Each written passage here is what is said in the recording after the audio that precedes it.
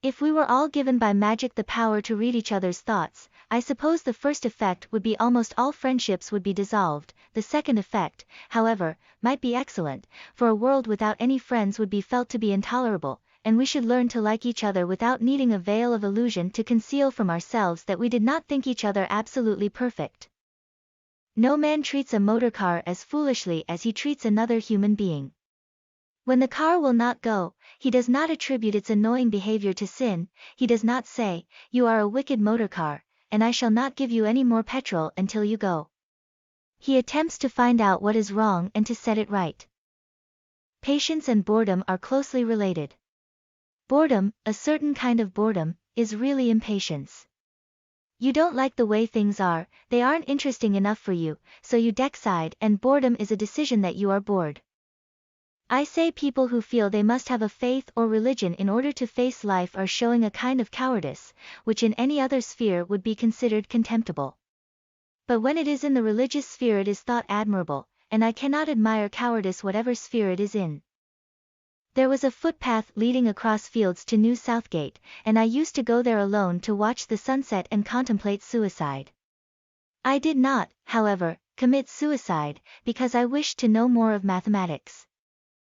In America everybody is of the opinion that he has no social superiors, since all men are equal, but he does not admit that he has no social inferiors, for, from the time of Jefferson onward, the doctrine that all men are equal applies only upwards, not downwards. The world that I should wish to see would be one freed from the virulence of group hostilities and capable of realizing that happiness for all is to be derived rather from cooperation than from strife. I should wish to see a world in which education aimed at mental freedom rather than imprisoning the minds of the young in rigid armor of dogma calculated to protect them through life against the shafts of impartial evidence. Morality in sexual relations, when it is free from superstition, consists essentially in respect for the other person, and unwillingness to use that person solely as a means of personal gratification, without regard to his or her desires.